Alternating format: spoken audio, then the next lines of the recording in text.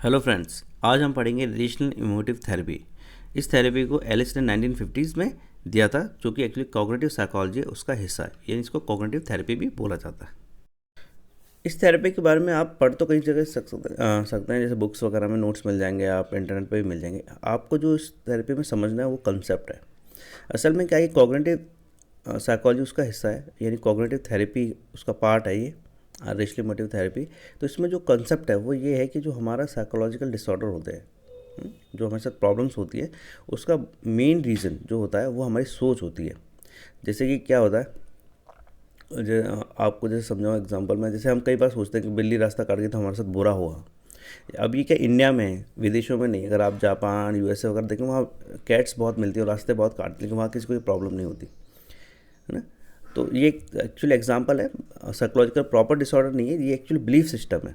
तो relational emotive therapy इसी concept पर काम करती है कि हमारा एक बिलीफ सिस्टम होता है ना, जिसमें कोई इवेंट होता है, फिर हम अपने बिलीफ के अकॉर्डिंग उसको इंटरप्रेट करते हैं और उसका रिजल्ट में कंसिक्वेंस निकलता है। और यही कारण है हमारे जो साइकोलॉजिकल डिसऑर्डर्स का। ख़ास तौर से हम जो सोचते हैं, जैसे डिप्रेशन वगैरह, जैसे आपने देखा ही हुआ, हम डिप्रेशन की बात कर रहे थे। डिप्रेशन में क्या होता है, हमारे साथ कुछ बुरा इवेंट होता है जनरली, और हम उसको बोलते हैं कि अरे यार मेरे साथ तो हमेशा यही होता है। इससे क्या होता है, एक लर्न हेल्पलेसनेस हमारे अंदर जनरेट हो जाती है। अगर आपको ये कंसेप्ट पता हो तो आप देख सकते हो, मेरी वीडियोज़ इस पर अवेलेबल है, वो आप देख सकते हैं। ये चीज़ें क्या होती है, डिप्रेशन क्रिएट करती है। अब आपके साथ कोई भी बुरा इवेंट होगा, आप कहोगे अरे यार मेरे साथ तो हमेशा ही बुरा होता है। जबकि अगर हम ज़िंदगी में रेशनली देखें या लॉजिकली देखें, तो अच्छा बुरा लगभग लगभग बराबर सा चलता है अपने साथ ज़िंदगी में। आपके साथ अच्छे इवेंट भी होंगे, आपके साथ बुरे इवेंट भी होंगे। लेकिन होता ही है कि जो बुरे इवेंट्स होते हैं वो हमारे सर्वाइवल से रिलेटेड होते हैं, या हमें डर लगता है कि हमारा जो हमें परेशानी होगी, कि पता नहीं हमारे साथ क्या क्या प्रॉब्लम खड़ी हो जाए। इसलिए हम उसको इंटरप्रेट ही ऐसे करते हैं जिससे हम और ज़्यादा प्रॉब्लम में फंसते हैं, खासतौर से डिप्रेशन में या इनेबिलिटी टू डू समथिंग, इस तरीके की चीज़ें। तो रिलेशनल इमोटिव थेरेपी है, वो इसी पे काम करती है कि जो आपका जो बिलीफ सिस्टम है वो ही हर चीज़ के लिए रिस्पॉन्सिबल है, तो उसको सही किया जाए। इसके लिए एलिस लाए थे कि रिलेशनल इमोटिव थेरेपी। जैसा कि आप सब देख ही सकते हैं स्लाइड में, जो हमारी फर्स्ट स्टेप होती है रिलेशनल इमोटिव थेरेपी में, उसमें एक्चुअली था एंटीसीडेंट बिलीफ कंसिक्वेंस एनालिसिस, यानी ABC एनालिसिस। अब ये एंटीसीडेंट क्या होता है, एंटीसीडेंट कोई भी इवेंट होता है, कुछ भी इवेंट आपके साथ अच्छा बुरा, उसी को बोलते हैं एंटीसीडेंट इवेंट। आपके साथ कुछ भी हुआ है ना, तो वह है। अब हमारा बिलीफ में एक्चुअली क्या, हमारा बिलीफ, क्योंकि हम उसको कैसे इंटरप्रेट करते हैं, परसेप्शन क्या है। परसेप्शन आपको, जैसे मैंने आपको पहले बताया था, परसेप्शन में क्या होता है, हम कोई भी चीज़ होती है उसको अपने हिसाब से इंटरप्रेट कर देंगे, अपने एक्सपीरियंस अपने नॉलेज के अकॉर्डिंग। तो जैसे कोई इवेंट हुआ, अगर आप उसका पॉजिटिव एनालिसिस करेंगे, है ना, तो आपके साथ इतनी प्रॉब्लम्स नहीं होंगी। ये आप मान के चलें कि यार ये प्रॉब्लम्स आती रहती हैं, जैसे ज़िंदगी में परेशानी आती रहती है, अगर आपको पता है तो आपको उनको पॉजिटिवली डील कर लेंगे। लेकिन आपको लगेगा अरे यार परेशानी आ गई, फिर परेशानी आ गई, मेरे साथ तो ऐसे ही होता है, मेरे साथ वो हो जाता है, मैं इससे कभी नहीं निकल सकती, मेरे अंकल के साथ ऐसा हुआ था, मैं इससे कभी नहीं निकल सकता है, मेरी चाची के साथ ऐसा हुआ था, मैं इससे कभी नहीं निकल सकती, उनके साथ भी प्रॉब्लम हुई थी। अगर हम इस तरीके से किसी चीज़ को, कोई भी इवेंट है उसका एनालिसिस करेंगे, तो उसके कंसिक्वेंस क्या होंगे, नेगेटिव। लेकिन जो इस थेरेपी का इम्पॉर्टेंट हिस्सा वो ये है कि रिलेशनल इमोटिव थेरेपी में जो थेरेपिस्ट काम करता है वो कहता है कि आपको मदद करेगा अपने बिलीफ सिस्टम को पहचानने की, जो कि आपकी जो प्रेजेंट स्टेट है, प्रेजेंट डिसऑर्डर है, उसके लिए रिस्पॉन्सिबल है। जैसे आपको मैंने बताई, एंटीसीडेंट इवेंट्स होते हैं which cause the psychological distress are noted. जब भी आप साइकोलॉजिकल थेरेपिस्ट के पास जाते हैं, जैसे कि एलिस की जो ये कंसेप्ट है, उसमें अगर जब भी आप साइकोलॉजिकल पे जाएंगे तो वो एक्चुअली आपका एक इंटरव्यू लेगा या बात करेगा, जिस तरीके से भी वो मतलब प्रोसीजर वो फॉलो करते हैं वो करेगा, और वो उन इवेंट्स को नोटेड डाउन करने की कोशिश करेगा जिससे आपको साइकोलॉजिकल डिस्ट्रेस या प्रॉब्लम होती है। जनरली ये पर्सनल लाइफ में डिस्ट्रेस, डिप्रेशन में, जैसे मैंने आपको बताया, यूज़ होती है। Client is interview to find out the irrational beliefs which distorting the reality. फिर क्या करेगा, एंटीसीडेंट इवेंट तो हो गए। अब असल में क्या, जैसे आपने कभी भी सोचा हो और आप कभी भी समझ सकते हो, बुरे इवेंट सबके साथ होते हैं, आपके साथ भी होंगे, मेरे साथ भी होंगे। ऐसा हो नहीं सकता कि बुरे इवेंट ना हो, यानी कुछ नेगेटिव ना हो। लेकिन इसका असर हर इंसान पर अलग क्यों होता है, क्योंकि उसका बिलीफ सिस्टम, जो इरेशनल बिलीफ सिस्टम है, वो उसका कंसिक्वेंस क्रिएट करता है। कई लोग जो होते हैं, जैसे अभी हाल फिलहाल में आप कोरोना डिजीज़ देखें, कई लोग बहुत ज़्यादा घबरा जाते हैं, कोरोना जैसे हो गया तो पता नहीं हम मर ही जाएंगे। लेकिन ऐसा कोई ज़रूरी नहीं है, 90-95% तक लोग रिकवर नॉर्मली हो जाते हैं, उसमें मतलब आपको दवाई की भी ज़रूरत नहीं है। जो 5-6% लोग होते हैं उन्हीं के लिए कुछ प्रॉब्लम रहती है। तो इस तरह की चीज़ है कि अगर आपके साथ कोई इवेंट हो गया तो आपका बिलीफ सिस्टम किस तरीके से डील करता है। अगर आप उसको थोड़ा सा लेते हैं, ठीक है, देखेंगे, दवाई लेंगे, है ना, अपने हेल्थ लाइफस्टाइल को थोड़ा सही से मेंटेन करेंगे, तो आप उससे रिकवर हो सकते हैं। और आप सोचेंगे नहीं मुझे तो हो गया, अब मेरा क्या होगा, मैं तो मरने वाला हूँ, मैं बर्बाद होने वाला हूँ, तो फिर आपको उसके जो कंसिक्वेंस होगा वो नेगेटिव होगा और साइकोलॉजिकली बहुत डिस्ट्रेसफुल रहेगा।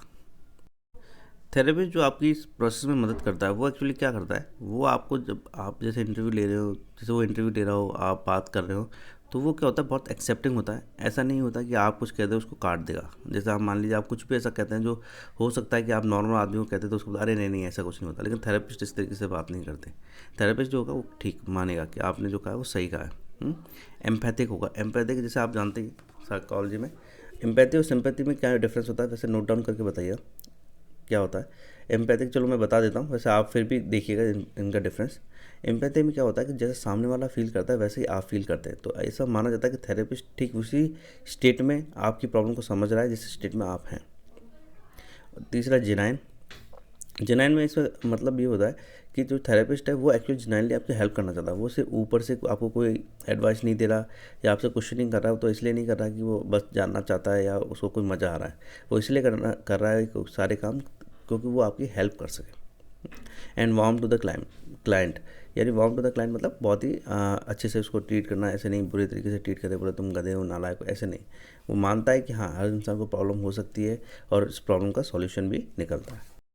इस थेरेपी में जो एक सबसे इम्पोर्टेंट कंसेप्ट होता है वो होता है अनकंडीशनल पॉजिटिव रिगार्ड। यानी वो आपके बारे में अच्छा ही सोचेगा और वो कंडीशन बेस्ड नहीं हुआ। मतलब आपने भले ही कुछ गलत काम किए हों, भले ही आपने कुछ गलत सोचा हो, फिर भी वो आपके बारे में अच्छा ही सोचेगा और आपकी हेल्प करने की कोशिश करेगा। तो थेरेपिस्ट का ये काम होता है।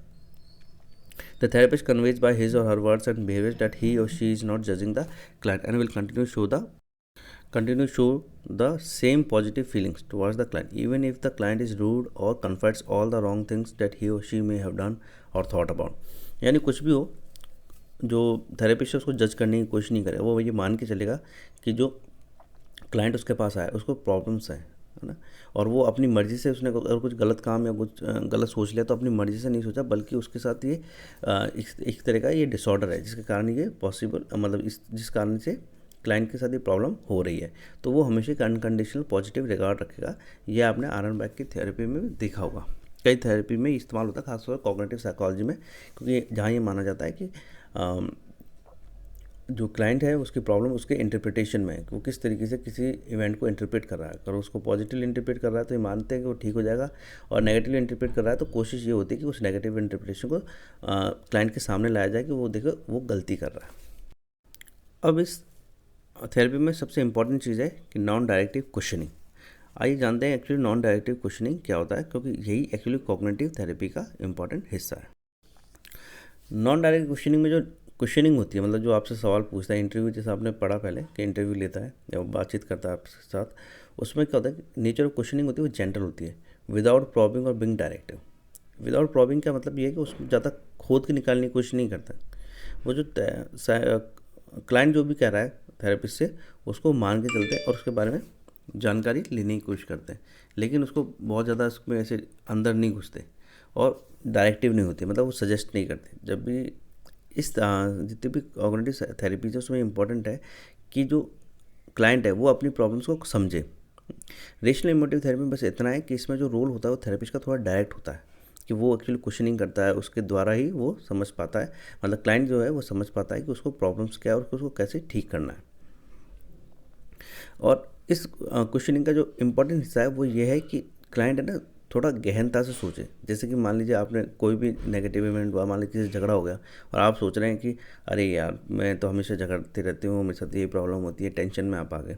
तो जो साइकोलॉजिस्ट होता है वो एक्चुअली बोलता है कि अच्छा ठीक है, आपके पिताजी का कभी झगड़ा नहीं हुआ क्या? बोले हुआ है। तो क्या वो इतनी टेंशन में आते हैं? नहीं। तो इस तरीके से एक्चुअली आपको डीपर अंडरस्टैंडिंग लाने की कोशिश की जाती है कि आपके साथ जो ज़िंदगी में प्रॉब्लम है वो ऐसी नहीं कि बहुत ही कोई अलग से प्रॉब्लम है जो आपके साथ हो रही है, बल्कि सबके साथ होती है, लेकिन आप उसका इंटरप्रेट उसको इस तरीके से कर रहे हैं कि आपके साथ ही ये प्रॉब्लम है और आप सबसे झगड़ते रहते हैं, इसलिए आपकी पर्सनल लाइफ या सोशल लाइफ है वो ख़राब हो रही है। हम्म, तो इतने जितने भी आपके एजम्पशंस होते हैं उस पर एक्चुअली रोशनी डालने की कोशिश की जाती है कि ये जितने भी एजम्पशंस हैं कि आपके साथ बुराई होता है, आपके साथ नेगेटिव, ये नेगेटिव वो नेगेटिव, ये सब ऐसी कोई चीज़ नहीं है जो दूसरों के साथ होती नहीं हो। इससे क्या होता है कि डीपर अंडरस्टैंडिंग होती है कि हाँ, हमारे साथ ज़िंदगी में जो परेशानी आती है, हमें जो ज़िंदगी में कभी कभी नेगेटिव इवेंट हो जाते हैं, सिचुएशनली हो जाते हैं, कोई ये नहीं कि आप हमेशा वो करते रहते हैं। तो इससे एक पॉजिटिव थिंकिंग डेवलप होती है। जब क्लाइंट से जो थेरेपिस्ट है वो बात करता रहता है तो क्लाइंट क्या करता है, अपने इरेशनल बिलीफ्स को चेंज करने की कोशिश करता है। जैसे आपने मान लीजिए आपके साथ कुछ बुरा हो गया और आपने इसके लिए सोचा कि जैसे पहले आप ये सोच सकते थे कि आपके साथ हमेशा ही बुरा होता है, इसकी जगह आपने सोचा कि हाँ, ज़िंदगी में अच्छा बुरा चलता रहता है और हमें चीज़ों से डील करना चाहिए। तो आप उससे आप क्या एक पॉजिटिव माइंडसेट के साथ उस चीज़ से डील करोगे। या आप ये देखोगे कि कुछ बुरा हुआ तो इसमें गलती किसकी थी। ऐसा नहीं कि आप हमेशा खुद को ही हर चीज़ के लिए रिस्पॉन्सिबल माने कि दुनिया में अगर कहीं बारिश हो गई, बाढ़ आ गई तो उसके लिए भी आप भी रिस्पॉन्सिबल, ऐसा नहीं। आप इस देखेंगे, समझेंगे कि हाँ, ये जो प्रॉब्लम हुई है इसके लिए एक्चुअली रिस्पॉन्सिबल क्या है। कि अगर जैसे मेडिकल हेल्थ फैसिलिटीज़ नहीं मिल रही आपके किसी परिवार जन को, तो उसके लिए आप जिम्मेदार हैं या सरकार जिम्मेदार है कि उसको ये सब चीज़ें सही करनी चाहिए थी। तो इस तरीके की बातें हैं। तो इस तरह से आपका जो इरेशनल बिलीफ है उसको रेशनल बिलीफ से एक्चुअली रिप्लेस किया जाता है। और जब आपका इरेशनल बिलीफ रिप्लेस हो चुका होता है और रेशनल बिलीफ आ चुका होता है, रेशनल मतलब logical way of analysis of something, कि आप लॉजिकली आप समझ सकते हैं कि कोई सिचुएशन आपके साथ है तो उसको किस तरीके से डील करना है, हैंडल करना है, या उसके लिए प्रॉब्लम कहाँ है इसको समझना। इसी को बोलते हैं रेशनल इमोटिव थेरेपी।